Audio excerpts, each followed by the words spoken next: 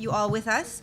We're going to dive right in because the session is going to try to finish right at lunchtime at 1:30. My name is Charlotte Karam. I am the Associate Dean of Programs at the Alayan School of Business. Yes, we do have some business people here at the conference, happy to say. So I'm very, very happy and honored to be chairing this session, which is on women's empowerment and institutional approaches. We have wonderful three speakers with us here today. I'm going to start with the introductions, and then of each of the speakers. Each speaker will present for about 15 minutes. We'll take one question, just one, after each of the presentations, and then we'll open up for discussions for the rest of the presentations. Of course, each speaker's bio is online, so I'm going to do them a little bit shorter just for the sake of time.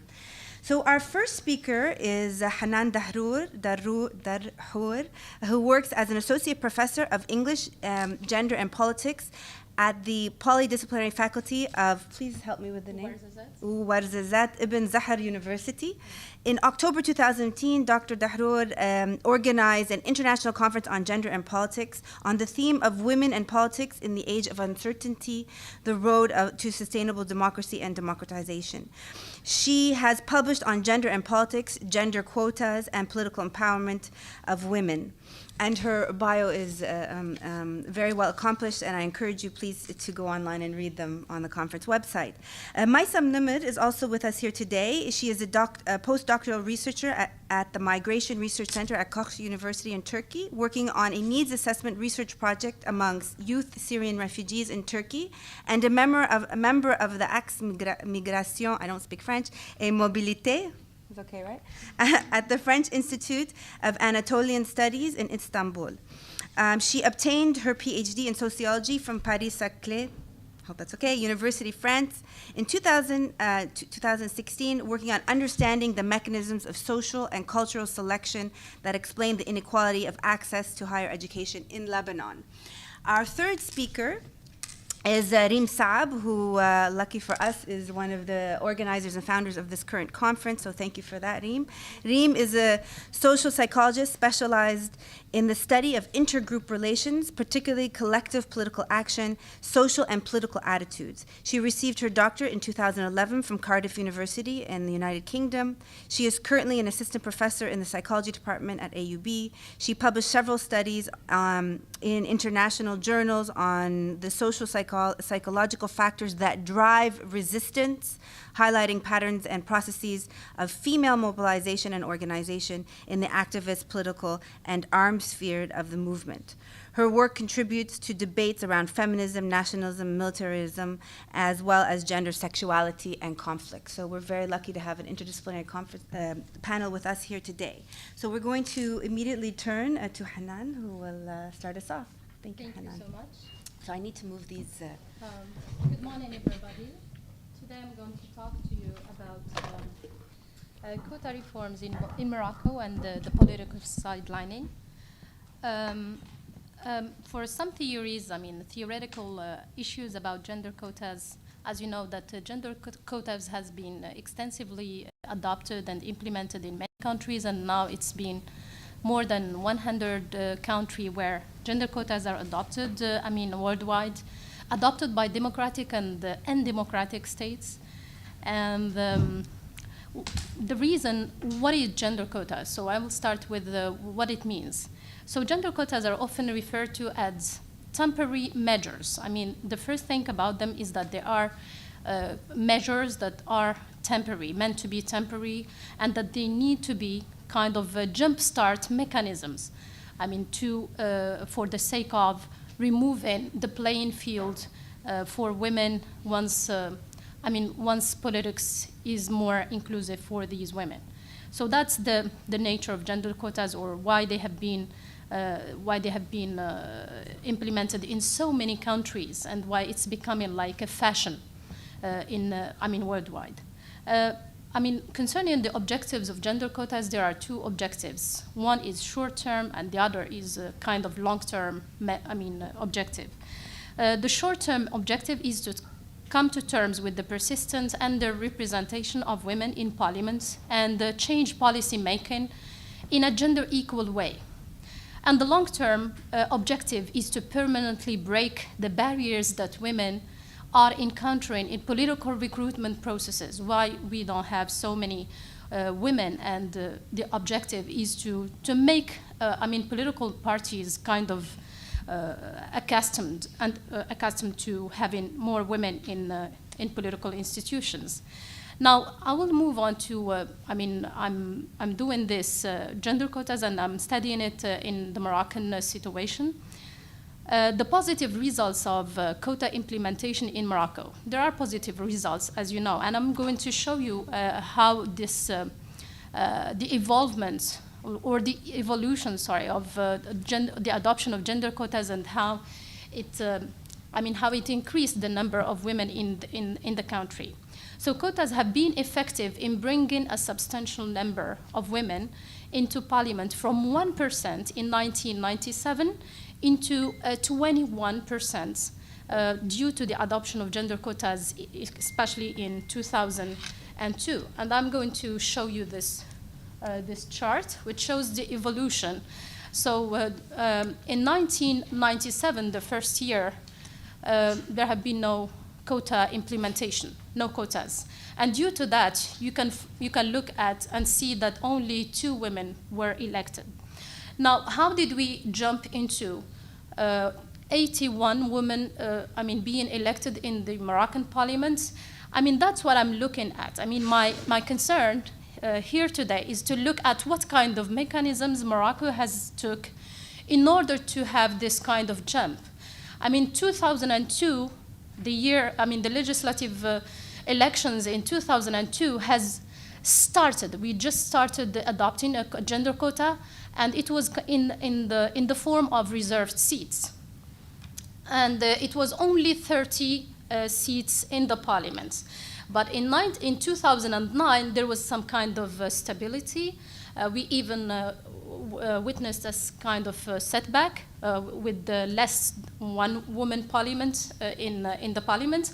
And in 2011, after the Arab Spring and the mobilization and a lot of things happened, the decision was made by the state, by the government, to increase the number.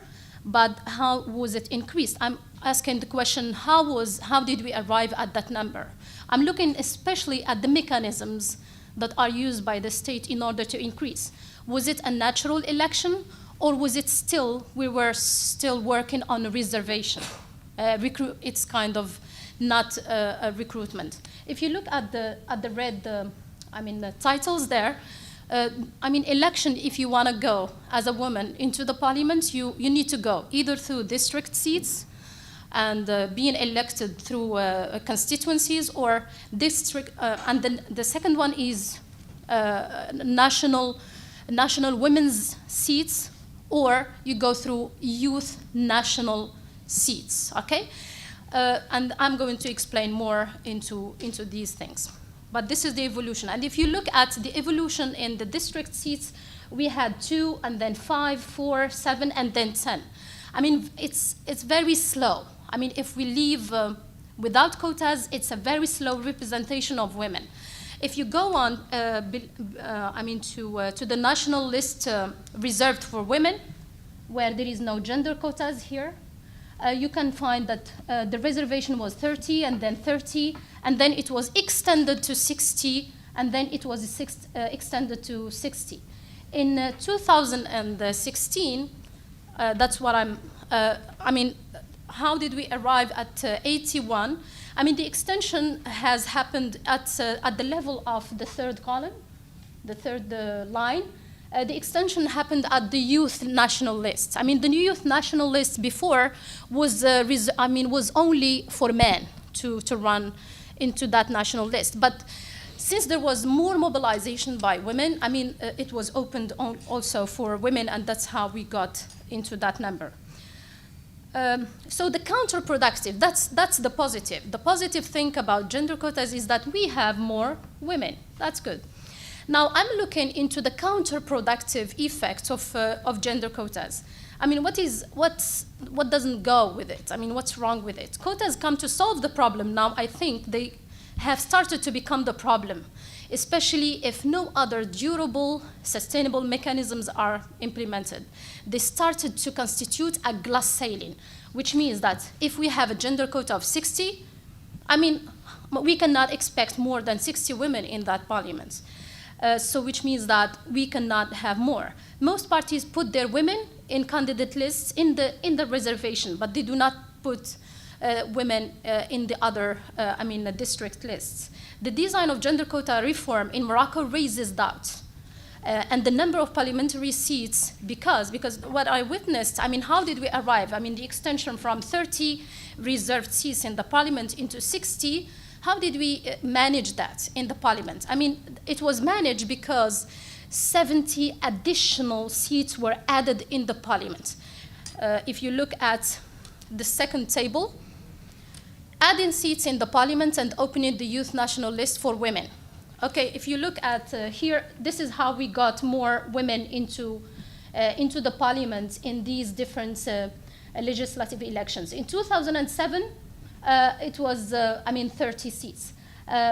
If you look at the total number of parliamentary, members, it was 325, and then it was extended to 395. 70 seats were added just because we were, as a country, preparing for more women to come into the parliament, okay? But what is, when I witness in the other, platforms of political institutions, I noticed that the same pattern has been repeated, not only in the parliament, but also here. Okay, thank you. The same pattern was repeated in local elections. So in local elections, in order to have more women elected in the local elections, we added electional constituencies just for women, exclusive for women, okay? Women run for elections exclusively among a list reserved just for women. Not only this, but the same pattern again happened not only in the local elections, but also in the governments, okay? There was immediately after the 2011, the government had only one portfolio for women. But after there was mobilization by women and so on, and we tended to do the same pattern to add more women. We had 28, and then we had 38 portfolios in order to add more women into the parliament. Now, I'm asking the questions, the mechanisms used for gender quota implementation and extension. These are the mechanisms that Morocco used in order to maintain such a good percentage, which is the 1/3 of the parliament. The first one, designing a national list that it is exclusive for women. It's only for women. It raises a lot of questions. Why women should run among themselves? They compete among women. Raising the number of seats in the parliament, 70 seats were added. As if, for example, if you say that the capacity of this room is 100, then it's 100. But if you extend it, it means that the number of other seats added, it will be kind of marginal. Okay, that's how I understood it. Legalizing the reserved seat system after it was only set by a honorary agreement. In 2002, when the quota was first adopted, it was a honorary agreement. Nobody, would accuse the political parties for not electing, for not having women in their ranks. But later, it was a legalized system, especially after the Arab Spring, especially after the constitutional reform. Extending the number of reserved seats from 30 to 60 seats for women in 2011, which makes Morocco the largest reservation. The largest reservation internationally is like this. You can have other systems, for example, have been adopted in Algeria and Tunisia, like Zippin system, one man, one female. So why Morocco has opted for this one? And there should be an explanation, of course, for this. Opening the 30 seats of the national list, the national youth list, to women after it was previously reserved for males under the age of 40 in 2011. I mean, it was not enough because the feminist movement, all the activists, the political activists in Morocco, in 2016, they said this is not enough. We have only 15%. I mean, we need to go further. At least we need the 1/3 of the parliament. So how did we get into that? Into 21%. We got it through opening that youth list that was there.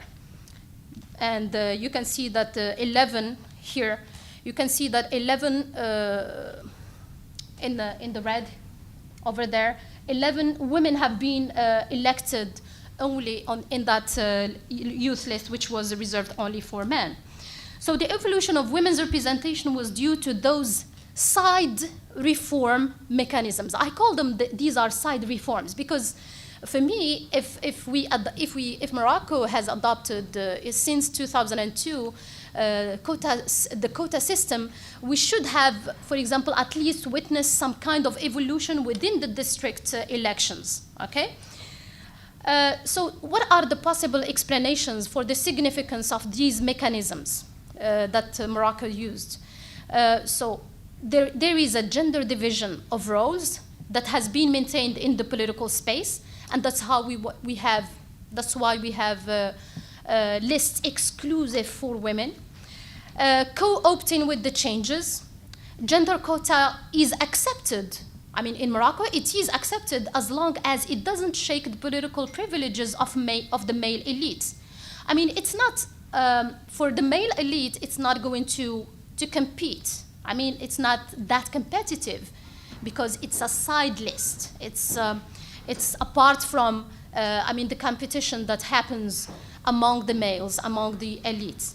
Supplementation, or the add-in, this pattern of add-in, okay, which is repeated not only in the parliament, but also in all other elections that happen in the country.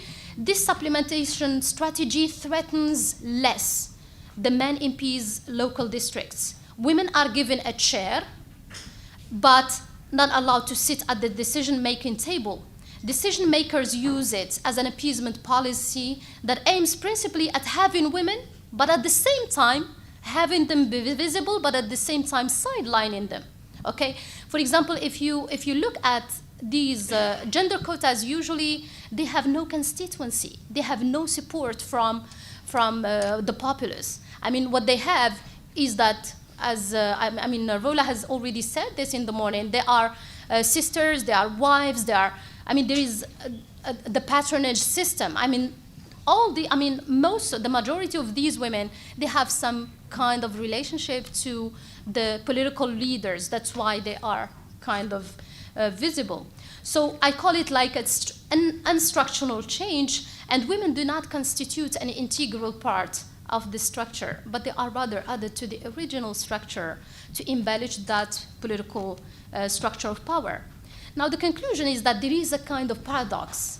The most successful quota in numerical terms is unlikely to contribute to long-term change of the political parties. Now, if we look at how many legislative years, it's more than four years of, it's 3 years of election, and still with a very low development at the level, with a very low development and evolution at the level of district elections.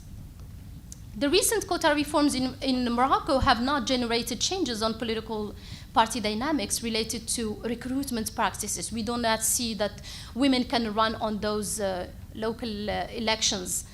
The flat trajectory of women's representation outside the national list in Morocco shows that men's control of district seats have never been contested. Even with the presence of these women, I mean, it has never been contested except for those 10 women who have won their elections there. And the last sentence to finish and to conclude. So despite the progress, women's participation in Moroccan politics still falls short of equality. Some of the issues facing women's genuine political empowerment come from the quota itself. Okay, the quota itself, the mechanism that Morocco is using, I think should be kind of reconsidered. And thank you so much. I'll stop at this. Thank you very much.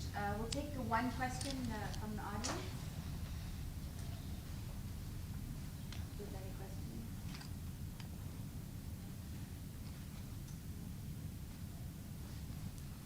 I had a question. Am I allowed? I'm the chair, so I allow myself. I'm wondering about, so you keep describing this sort of parallel or this outside channel to allow where this progress is happening.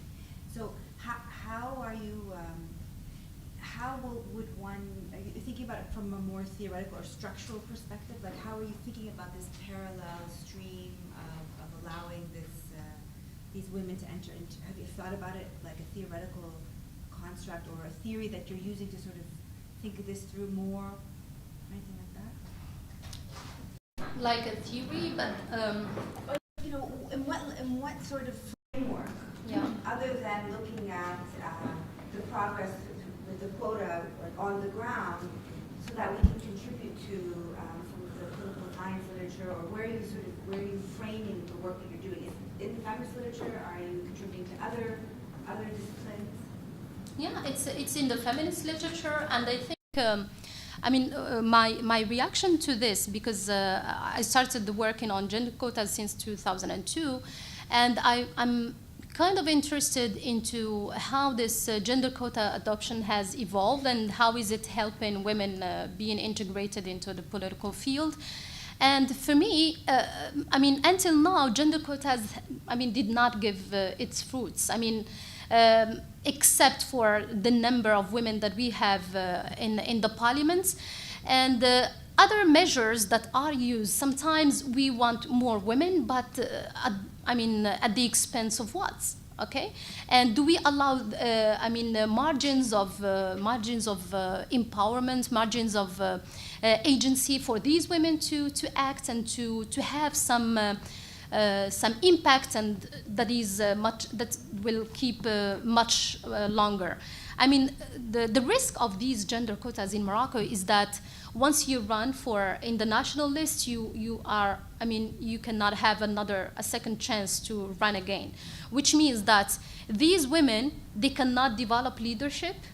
If you have a mandate, for example, of 4 years, you cannot develop leadership, because you are going to learn during those 4 years. You are a newcomer, and most of the time, when I also looked at other aspects, but in this presentation, I'm looking just at the mechanism and how it's exclusionary, but also it's inclusionary. It has both sides in it.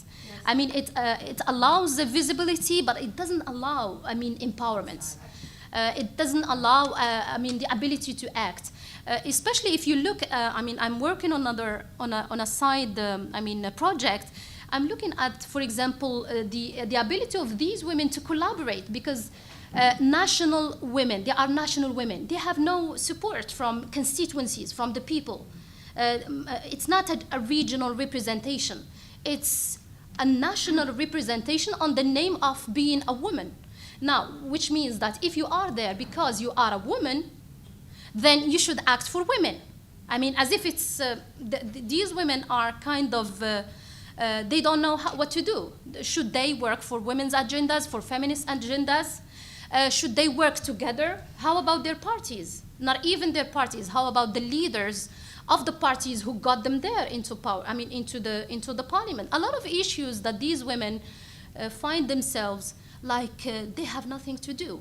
If they had, for example, a real support, if they have a real, like we say, basis, coming from, for example, a specific region that got them into power, the things would be different. Also, if they have connections with civil society, and that's what I'm working with Ginger, and we're working on this project. If they have connections with civil society, feminists or whatever, women's voices, at least they are going to have a group on their back to support them, to give them, because they are there to legislate for women, to talk for women's rights. But they are, due to this mechanism that I'm talking about, I'm criticizing just how women got visible into the parliament, which is not working. It just put them in a big dilemma. So I think this is we're going to move to the next speaker, and we can pick up at the end. But the question about interdisciplinarity, because it's a very interdisciplinary conference, I think what the mechanism that you are highlighting and studying is extremely important, even when we begin to look at quotas within, not necessarily representation, but like public sector administration or companies, this is a mechanism that has parallels in every organizational structure, and so I think that it brings a lot to think of it as, in other contexts as well. So thank you for that. Thank you. So can we please move to Maisam?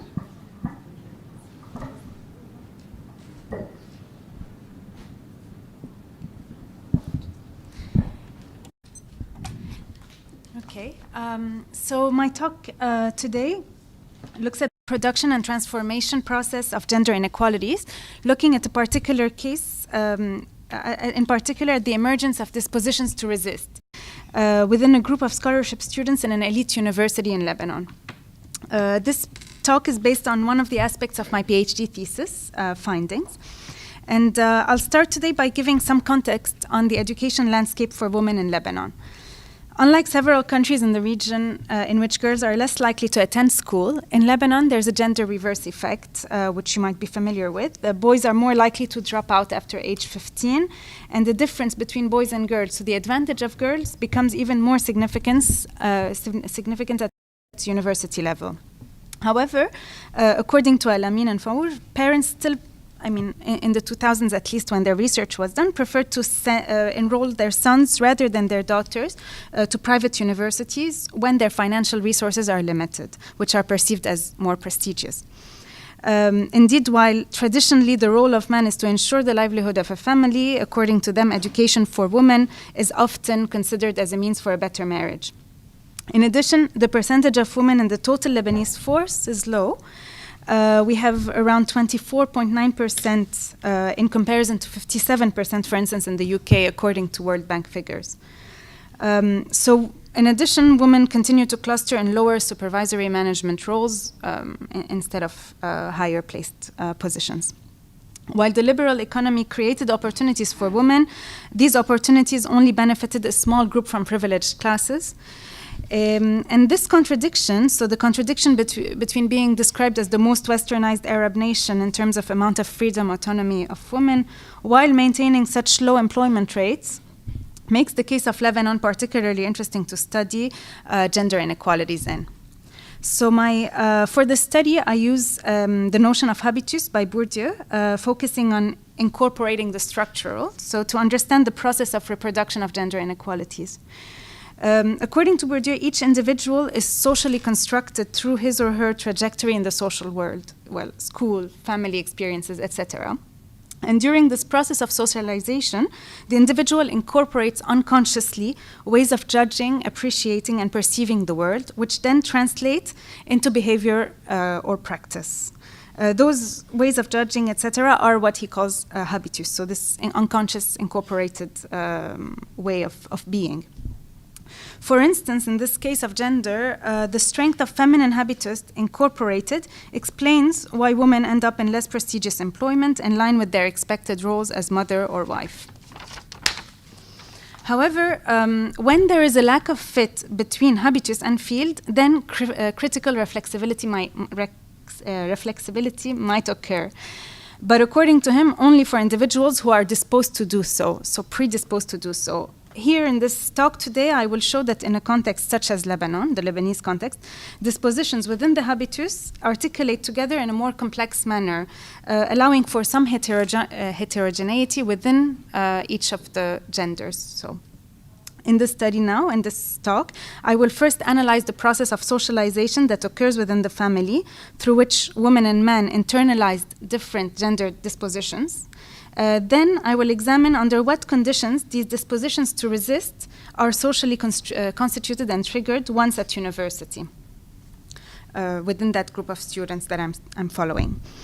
My hypothesis is that the earlier, stronger dispositions are more difficult to modify once at university, while weaker ones can be transformed into possibly dispositions to resist under certain, in a certain articulation of factors. So here I discussed the case of one of 3 universities which hosted this particular program, which was funded by an international development agency.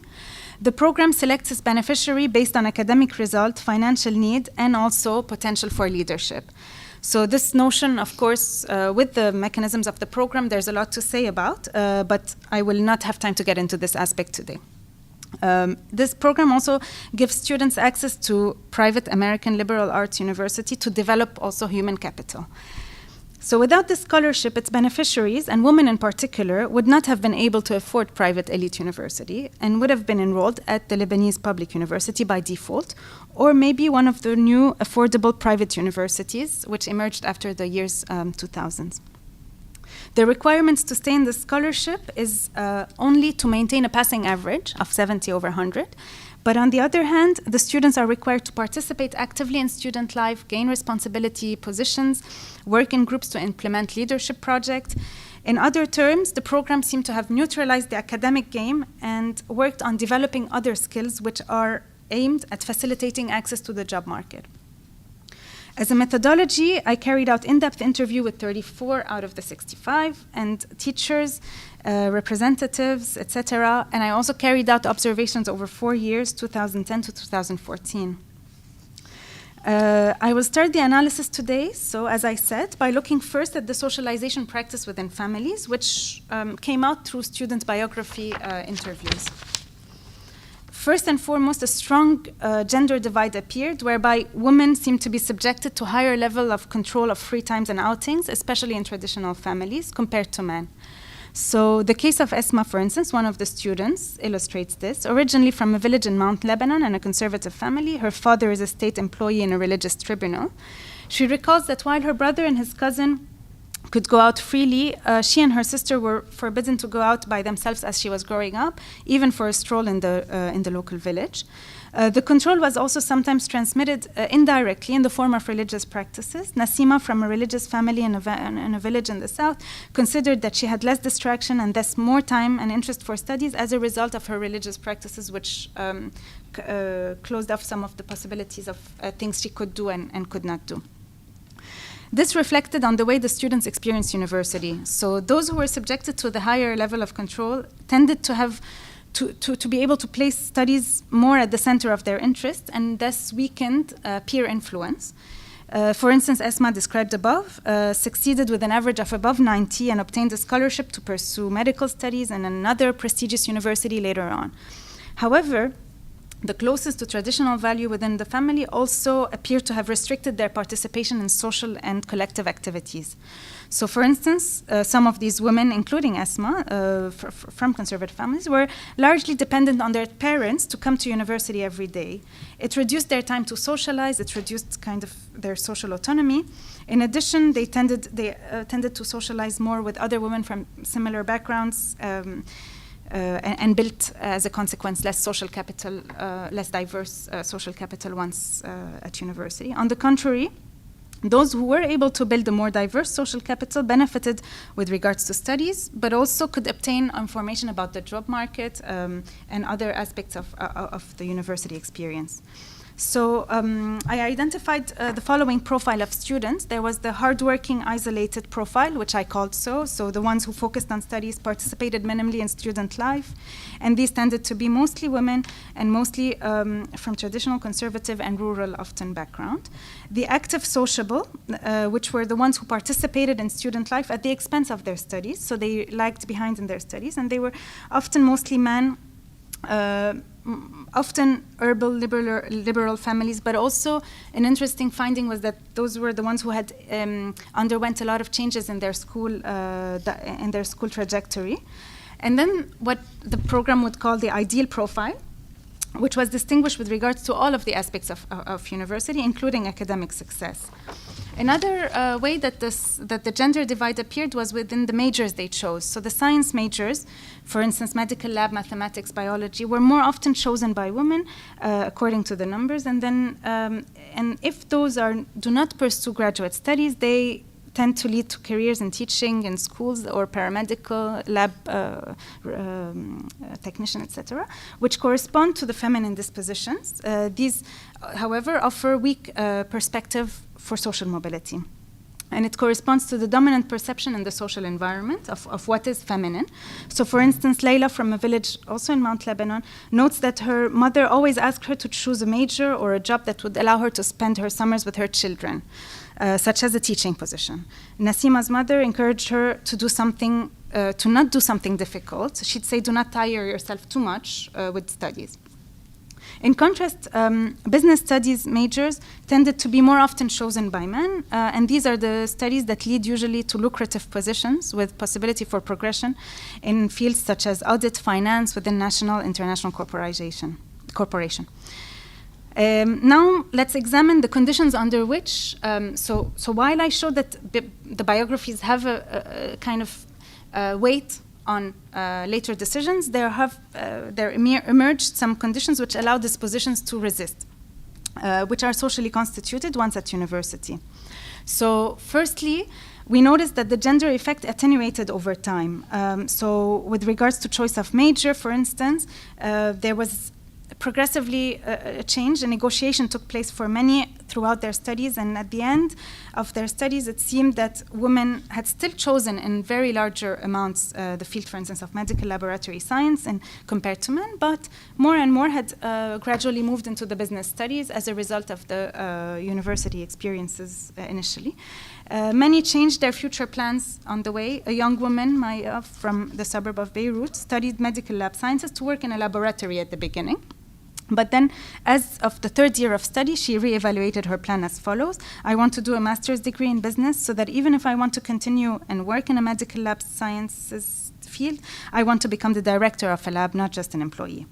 As such, it appears that some developed disposition to resist, and I argue that this was common, it appeared more common among those who had changed schools, experienced diversity, especially in an urban setting. In contrast, dispositions constructed through homogeneous past experiences were too strong to be changed often. These students corresponded at university to the hardworking, isolated profile and were less likely to adapt to the values propagated at university and within this program. So despite initial reflexibility, some ended up conforming to the expectations, the social expectations, such as starting a family, working as a teacher in the community, etc.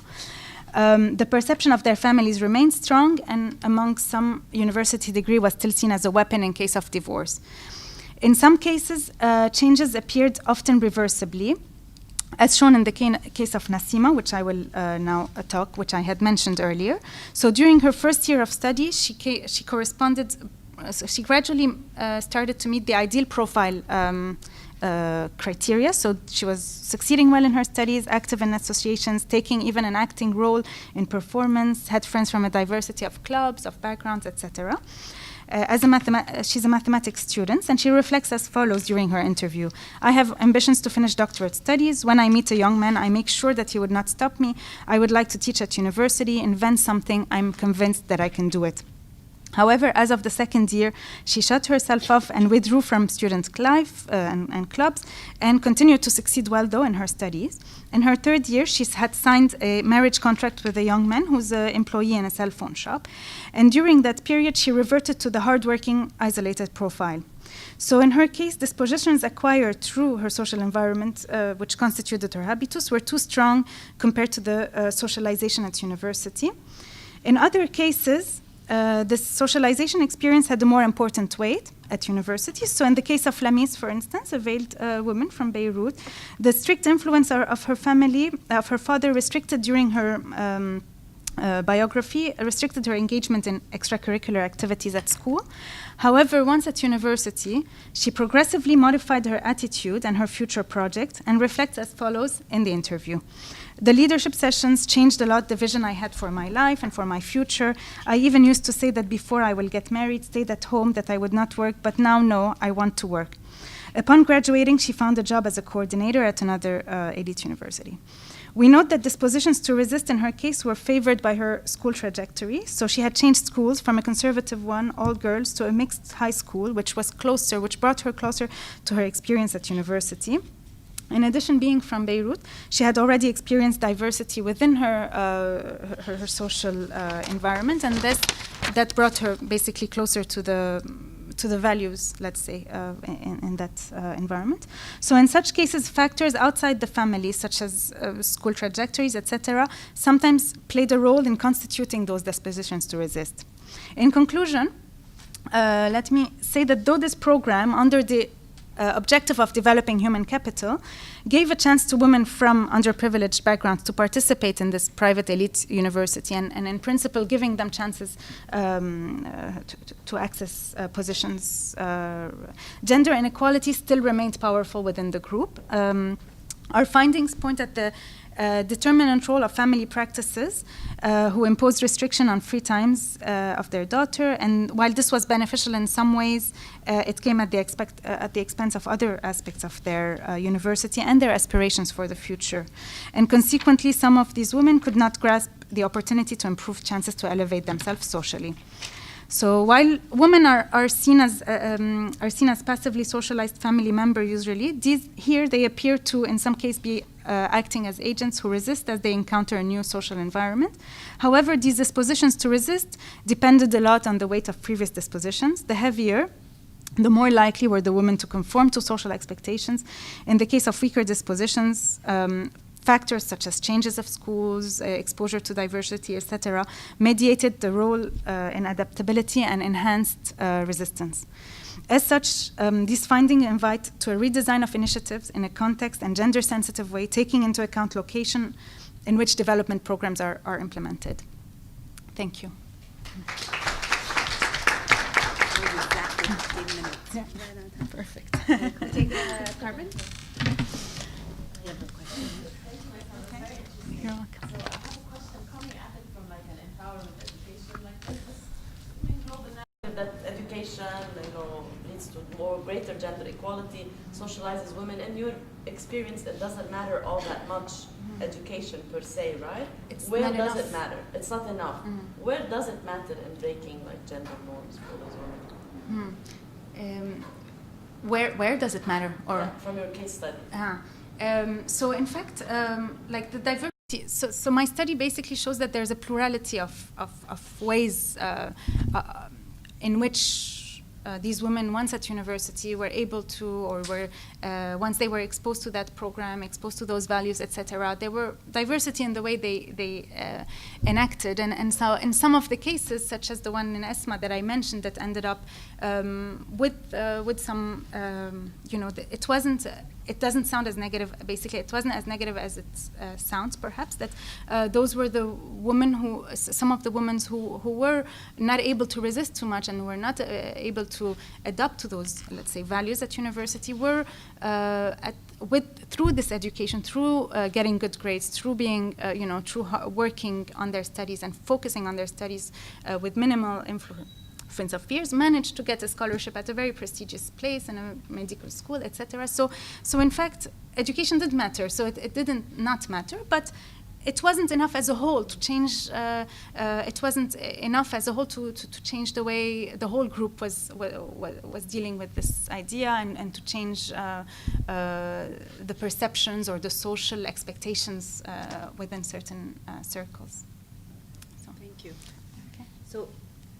We'll have to wait till the end because we'll have one question. I'm really sorry. Can you write it down and then Reem, did you want to say my? Sure. No, it's okay.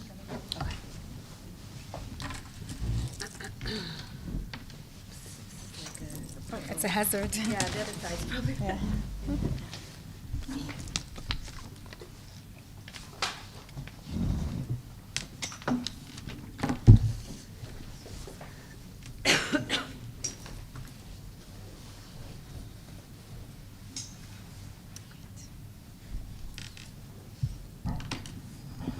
Can everyone hear me? Yeah, it's fine? Okay.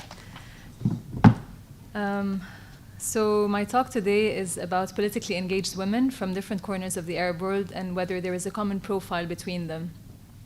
So just to let you know, this talk was actually supposed to happen yesterday with the public opinion panel. Unfortunately, we had a couple of cancellations, which is why we moved it here. So it is still related to the broader topic of the panel, but perhaps not as directly as we would have hoped.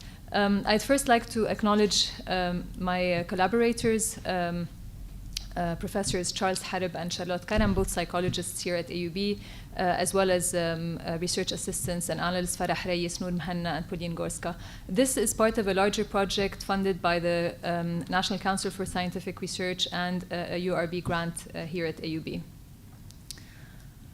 So the latest Global Gender Gap report shows the Middle East and North Africa region ranks last globally in its Gender Gap Index. So this is an index that aggregates how we're doing on different dimensions when it comes to the gender gap, so economic, educational, health, and political representation.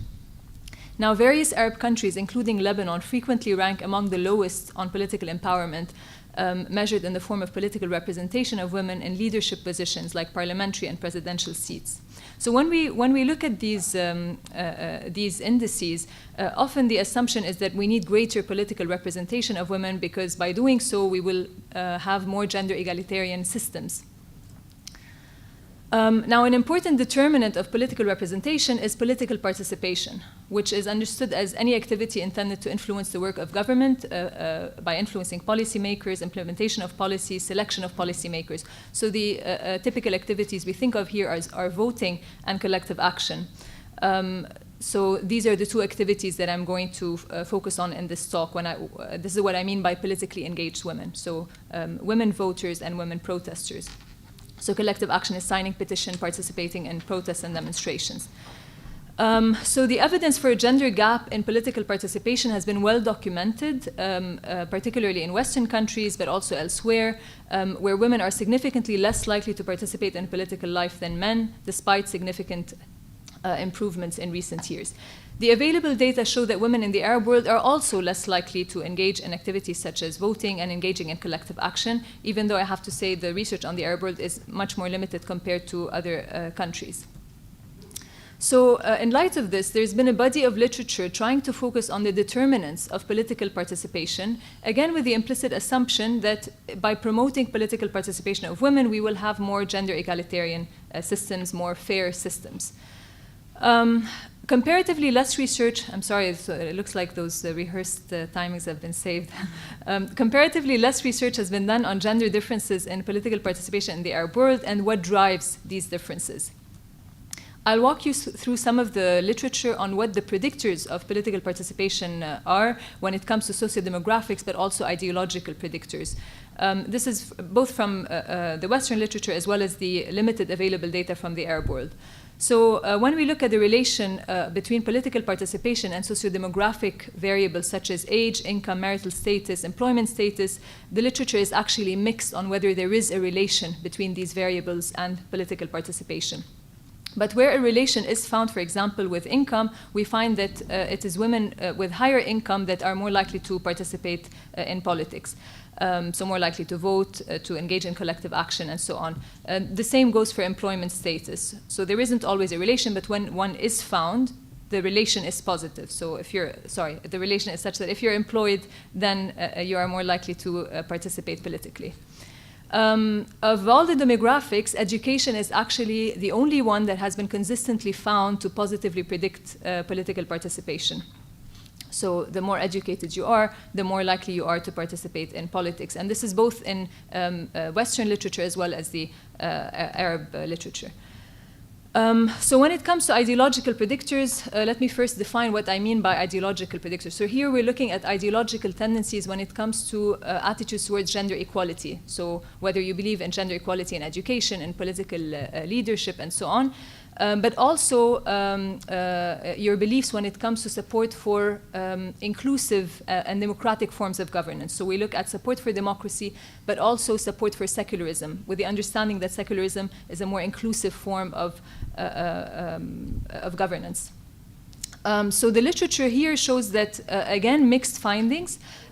between these kinds of ideological tendencies and political participation. But where a relation is found, it is such that collective action in particular is associated with more progressive ideological tendencies. So women that engage in collective action are found to have greater support for secularism and more gender egalitarian attitudes. And this is a little bit consistent with the stereotype we have of the politically engaged woman or the female protester as being someone that is fighting for women's rights and someone that is fighting for more participatory and inclusive kinds of political systems. So as I said earlier, the available research on the Arab world is limited in various ways. First, it tends to examine determinants of political participation among men versus women. So it doesn't look, for example, at women alone across different countries and compares them to one another. It compares the determinants of political participation between men and women. It also tends to aggregate data from the Arab world without looking at differences between countries. So it treats the Arab world as a monolithic entity in that sense. Another limitation is that sometimes political participation is examined as one construct without distinguishing between, for example, institutional forms of participation such as voting and non-institutional forms of participation like collective action, like taking to the streets, basically. Also, some of the available data does not have these limitations, but it is based on public opinion data from the pre-Arab uprisings period. So, in light of this, the point of the project was to look at, of this study in particular, is to look at whether politically engaged women in different countries in the Arab world have a common socio-demographic profile and whether they have a common ideological profile. So do women who engage in voting and collective action tend to be, for example, more progressive when it comes to attitudes towards gender equality, when it comes to support for democracy, support for secularism, and so on. So I will just summarize the model.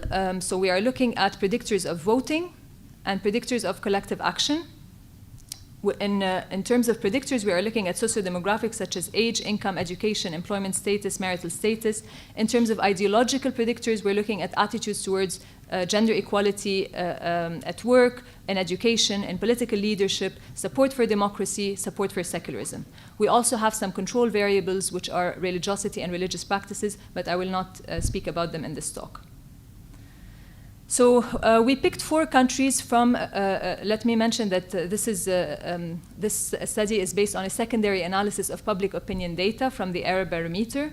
We picked data from 4 countries, Lebanon, Algeria, Kuwait, and Egypt. And the idea here was to pick countries from very different parts of the Arab world geographically, but also countries that have different political systems, different economies, and of course they have differences in terms of the rates of women's political participation in them. Lebanon, for example, ranks among the lowest in terms of political representation of women, whereas Algeria in 2012 was able to push for a 30% representation of women in parliamentary seats. So the public opinion data is from the Arab Barometer. The Arab Barometer is a public opinion poll that is conducted every couple of years since 2006. At the time when we started the project, the latest available wave was the 3rd wave, which was conducted between 2013 and 2014. And we picked this wave not only because it was the latest available, but also because it was addressing issues after the Arab uprisings. It had countries from the Gulf. It included countries from the Gulf apart from Yemen, countries that were more similar to each other, like Kuwait, Saudi Arabia, etc. So Yemen is a bit of an exception in the Gulf. We also excluded countries that are torn by conflict because collecting public opinion data in such countries is very challenging. So that casts doubt on the reliability of the findings.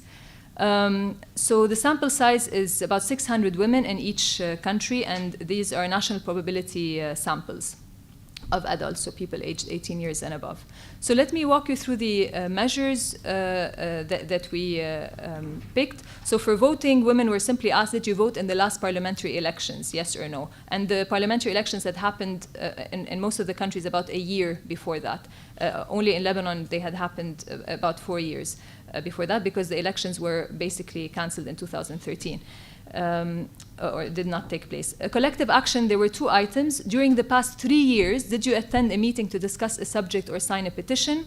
Did you participate in a protest, march, or sit-in? So the response options were never, once, more than once. We dichotomized these to divide people into those that have never participated and those that have participated at least once. And then we combined these into a single index. Okay, so we just have one measure of collective action.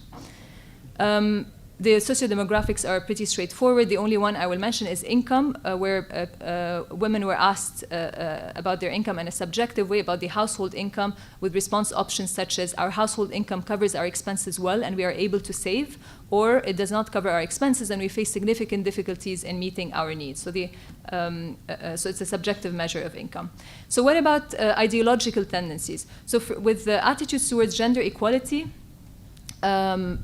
they're very simple measures, actually. So the extent of agreement with the following sentences: university education for males is more important than university education for females. A married woman can work outside the home. In general, men are better at political leadership than women. Okay, so these are very straightforward items, which I expect most people at this conference will tend to strongly agree with. What about support for democracy and support for secularism? So for democracy, the question was, suppose there was a scale from 0 to 10, measuring the extent to which democracy would be suitable for your country. To what extent do you think democracy is actually appropriate? With support for secularism, a very simple item: religious practices are private and should be separated from social and political life. They are not always the best items, but this is what was available. Religiosity, as I said, was used as a control, but I will not address it at the moment. So what kind of analytic statistical technique did we use? For those of you that are statistically oriented, we used a binary logistic regression for voting, using the forced entry method, so all predictors put in together. For the collective action, we used, again, the same technique, but using the first method because there was a very low number of people that engaged in collective action, actually. So you cannot use the typical techniques. So let me look at the first question. Is there a common sociodemographic profile of women protesters across countries?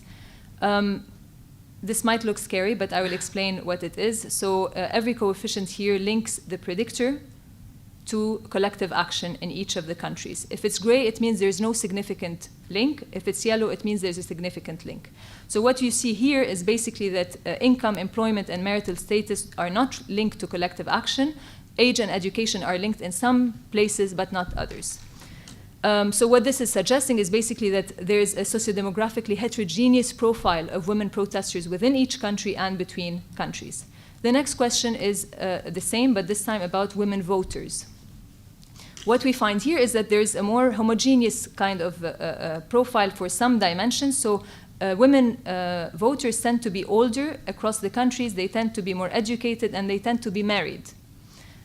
Whereas income and employment status do not show consistent relations in each of the countries. So here we see that on some dimensions we have a similar sociodemographic profile for women voters, but not on all the dimensions. Now, more interestingly, what's happening at the ideological level? So let's look at whether there's a common ideological profile of women protesters across countries. In Lebanon, interestingly, we find that there are no links between ideological tendencies and collective action, which suggests that women protesters have very different ideological tendencies.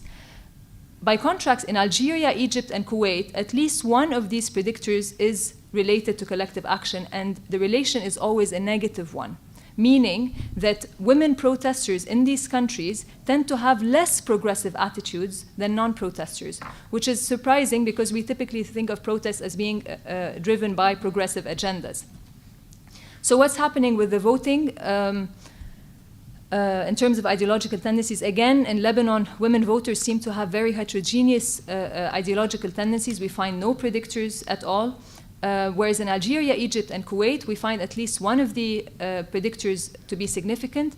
And across the board, wherever there is a significant link, it is positive, indicating that women voters tend to be more progressive than non-voters. Again, surprisingly, because we tend to think of voting as being a status quo preserving activity. In terms of implications, And just to summarize, first of all, it looks like women that engage in collective action are obviously different from women that engage in voting. The kinds of women that engage in collective action across countries tend to differ on various sociodemographic measures and are ideologically similar in some countries, but not others. Non-institutional forms of political participations like collective action may sometimes attract less rather than more progressive women, unlike what is commonly believed. The kinds of women that engage in voting across countries tend to be similar on some but not all sociodemographic measures. They're ideologically similar in some countries but not others. Voting, which is an institutional form of political participation, may sometimes attract more rather than less progressive women. Again, a surprising finding.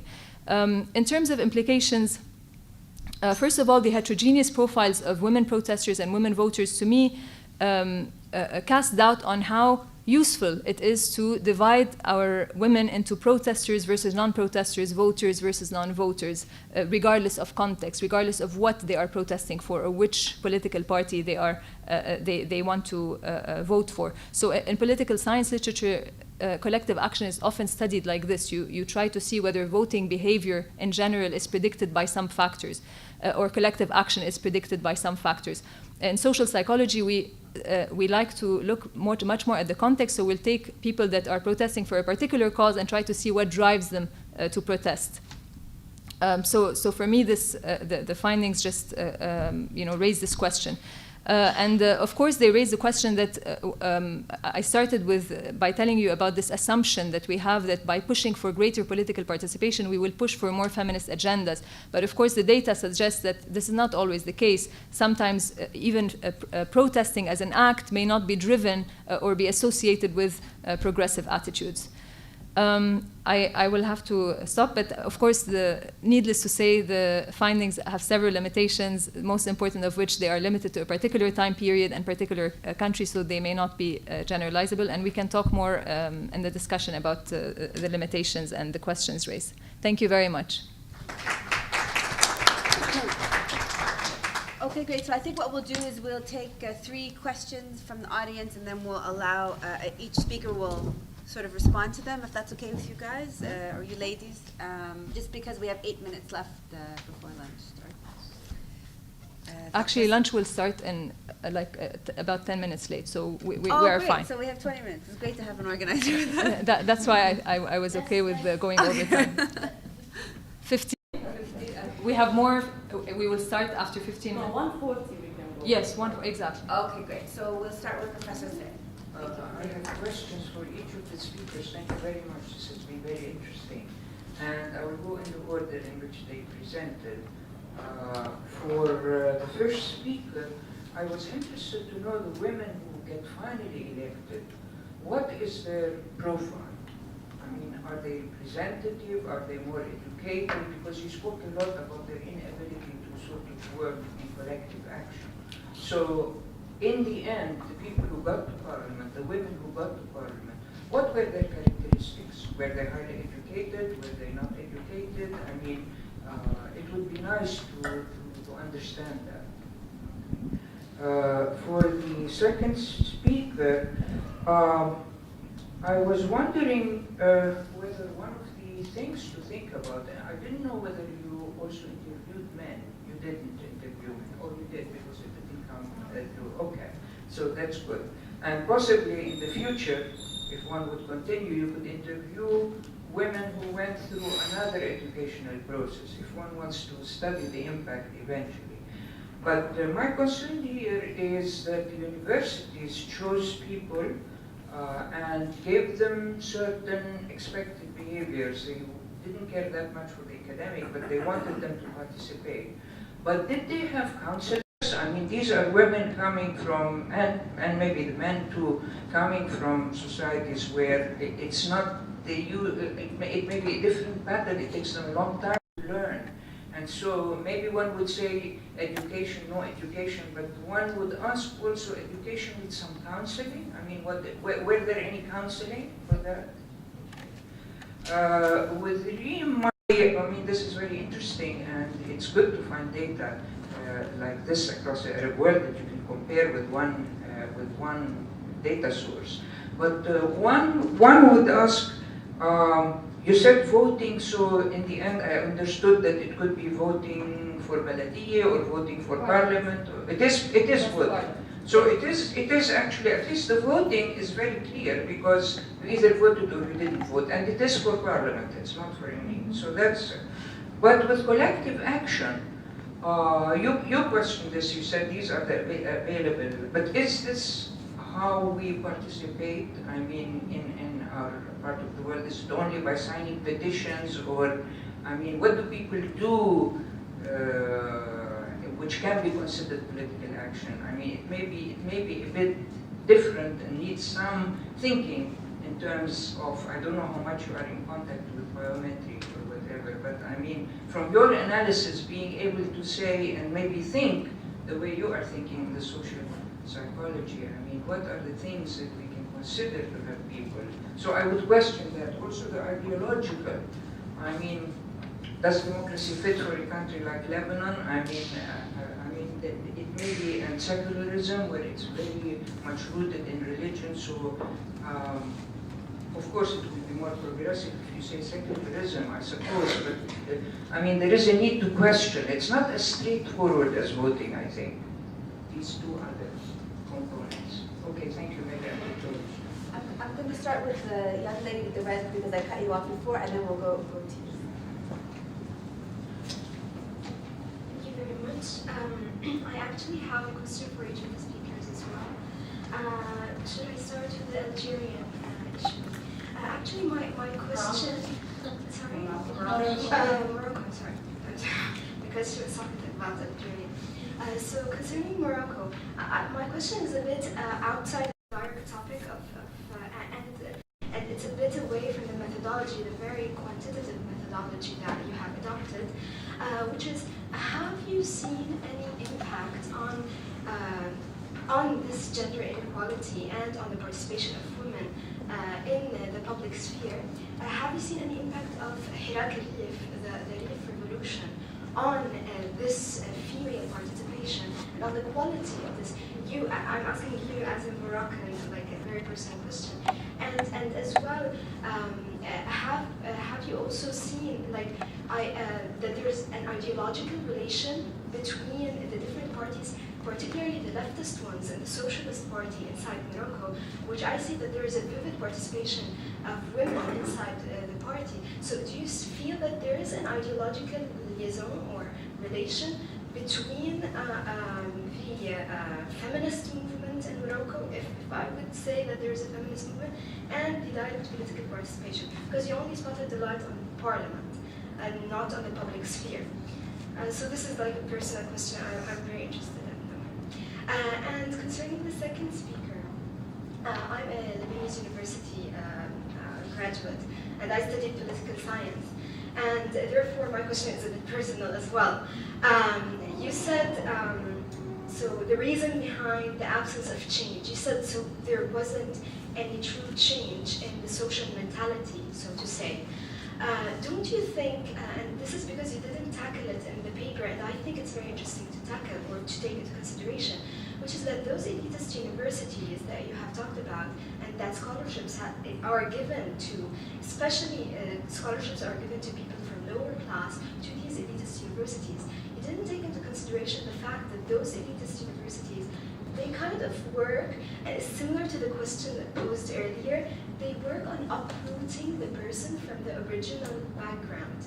And this uprooting, okay, especially in universities, those archaic universities like Yasuriya, AUB, though they have this progressive vibe to them, but at the end of the day, they truly uproot this human being from their society. And this is why we don't see any change, because there is this fracture between the university life and the social life. And this is why I felt when you talked about the Lebanese university, you said so they by default went to the Lebanese university. And this I think you have to tackle as well. I mean the relation, because you talked about the new middle class universities, which we call Jamaat al-Dakakin.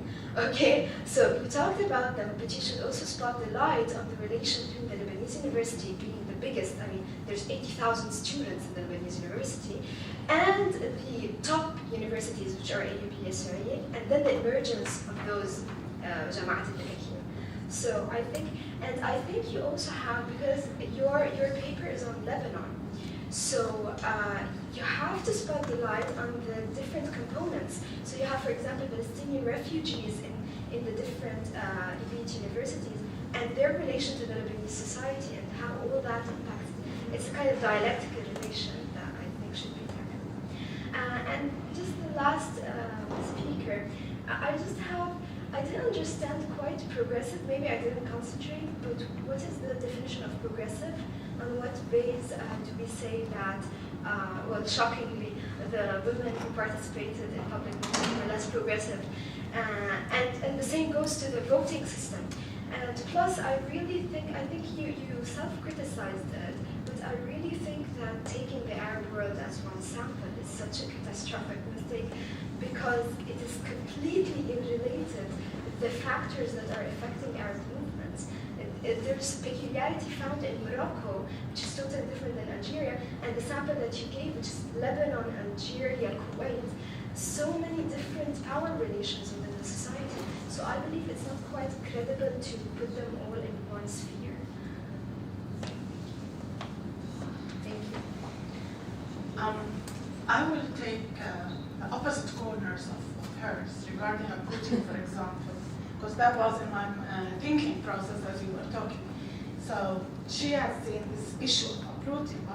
I'm looking in my mind, I was thinking of the unconscious exclusivist nature of elite institutions, wherever they are, to the different person, whoever that different or whatever defines this difference. So we see this embedded in any elite setting, educational, healthcare, whatever, name it. So did you have that in mind? Did you look at it? Did it come out with you in any way? About Morocco, I was curious to see also, I'm kind of opposite. Today, the point Dr. Huda raised about the women who are, what's the profile of these women? But I'm saying, how did not, my perception, I might be wrong, the civil society and women movement did not invest in this opportunity, whatever the framework that has brought these women in, whatever it is, I perceive it as an opportunity for the women movement that they are there. Maybe we're not so happy about the way it happened and we're critical about the framework. But to me, it's an opportunity for women movement in Morocco to invest in the presence of these women in the parliament. So can I know something about this? Because I was curious as you were talking. And then about collective action. And I do agree strongly with Dr. Zrek about the collective action broad concept that I saw a bit of injustice, let me say, about the concept to confine it as such. So my question, in my perception, this could be a good start for something to build on, to expand on. I mean, collective action as in social psychology.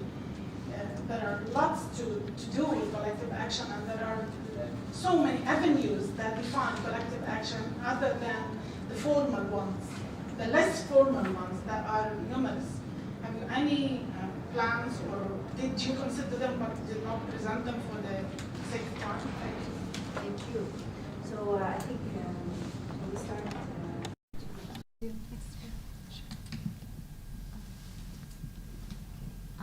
So I'm very happy with the questions because they gave me more time to elaborate on things that I couldn't elaborate during my 15 limited minutes. So spot on. So the men were interviewed, yes, and it was very interesting as well. And this is also a part of the results that I had to remove, but there was also change of attitudes within men.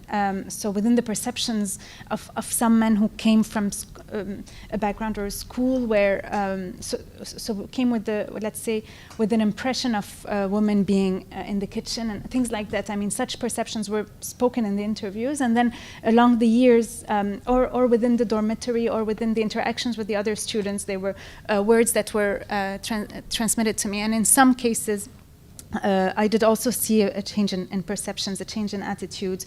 So now, I mean, some of the men, for instance, in their later interview compared to the earlier ones, would slowly say, we are now partners. I mean, I used to think like that, but now I see it more as a partnership, and I don't think I'll be able to do it economically anyway if my partner is not really a partner in life. So there was a change. I didn't go through in depth, but we could talk more about that.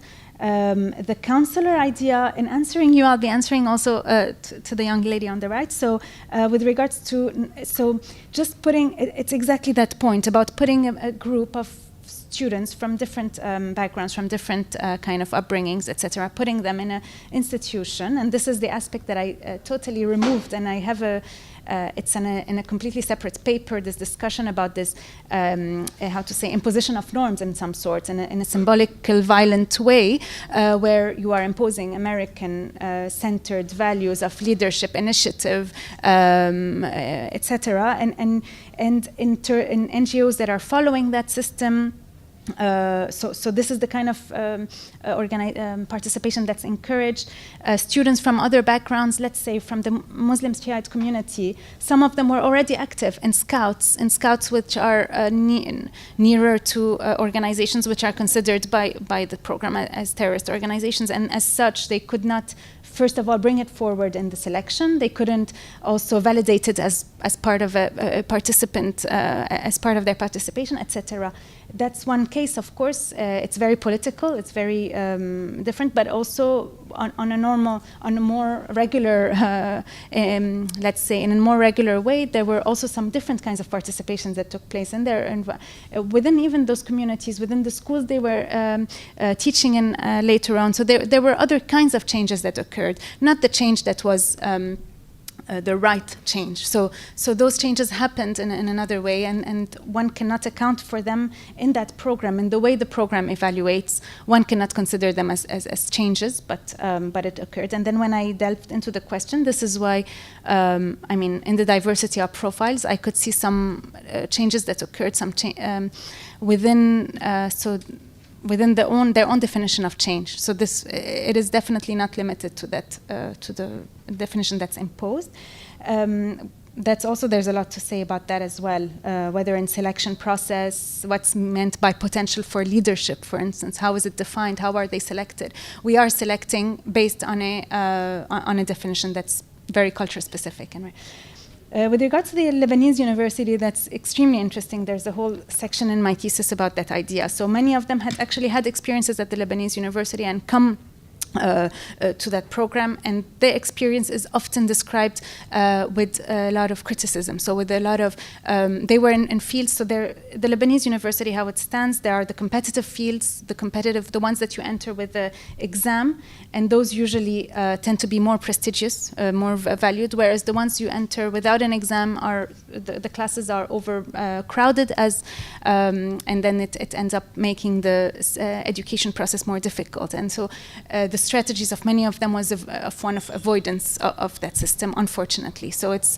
though in reality, if we want to target real equality, if we really want to go to, instead of giving this huge amount of scholarship into a private university, which will cost, which all this money will go into tuition, reforming this Lebanese system, as you say, which caters to a huge percentage of the youth, is the way to sustainably think about it. I mean, that's the very logical conclusion to draw from that.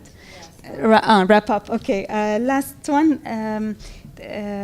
Okay, so let me. Okay, the kin universities. We'll talk later if that's okay. Yeah, me? Thank you all for your questions. Concerning the profile of women MPs. Yes, of course. I mean, the profile of women MPs is very important because it's good to know who can have this kind of visibility within institutions that prove to be very exclusive for women.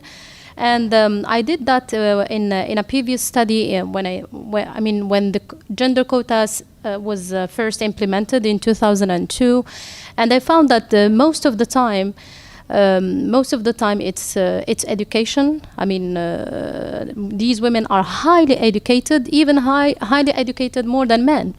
I mean, men can get access to the parliament even if they do not have a good education, higher levels, university levels, and so on. So I made le constat. I made that observation, I mean, at that time. And also, these women, they usually come from, they are civil society activists or kind of activists.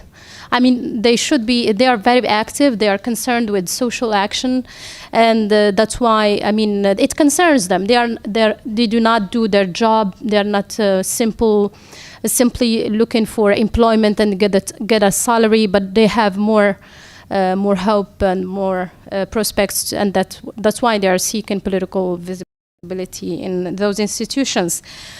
I mean, beside this, these are the main things I have witnessed. But beside this, I mean, Morocco is, I mean, to have access into political parties is not easy, and to be visible within the structures, the internal structures of parties, that's in itself is it's very difficult to have for a woman.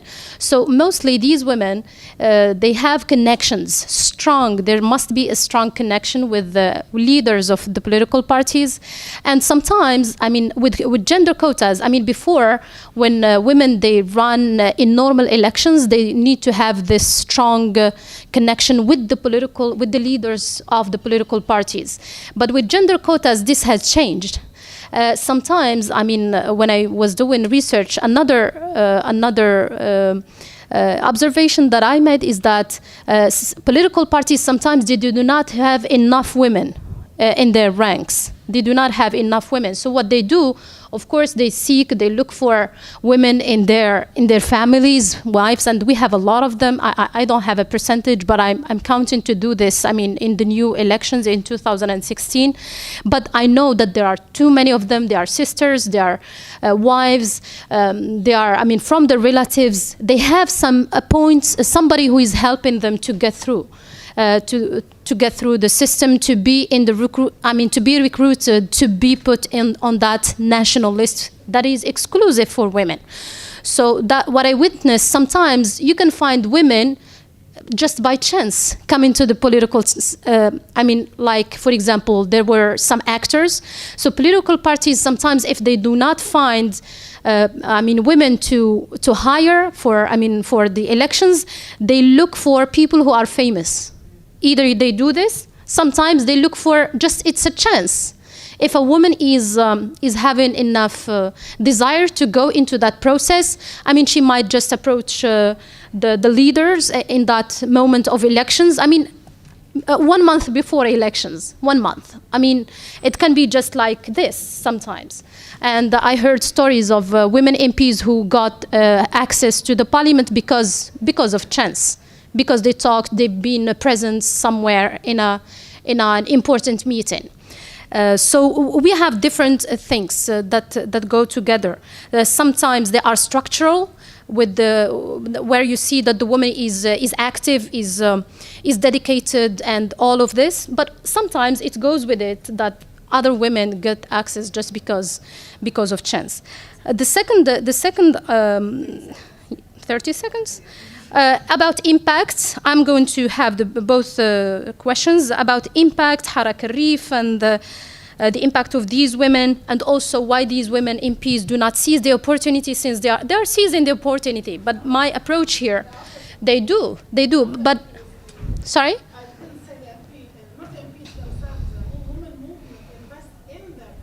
Yeah, they do invest, but you know what? I mean, just lately I was in Rabat with Jusur. It's becoming a famous, organization in the country, and they work on, on political participation, and they work with the women MPs. They know what a woman from there. She said that we cannot bridge the civil society, what we do with what these women in the parliament do. Because that's the reason why is that women MPs, even if they have been, for example, members of civil society, associations. Once they got elected into the parliament, they are too busy. They do not want to have any connections. They are kind of looking for how they can maintain their power. So that's the problem. They look for other sources of support because they know that the civil society, it's a woman who is going to compete tomorrow with them. Because it's election among women. I mean, she's not going to give any access to another woman. I mean, if she's empowering that woman to be the next MP. So they close everything. They seek power they get connections with the leaders. That's how they do it. And that's why we do not have some kind of coordination and bridging between all these components. Thank you. So, Reem, do you want to say one word? No? It's okay. So I know she's torn. I know everyone is hungry. We took but your I'm time. happy to continue the discussion afterwards. So we'll continue over lunch. Thank you. Okay. Thank you all.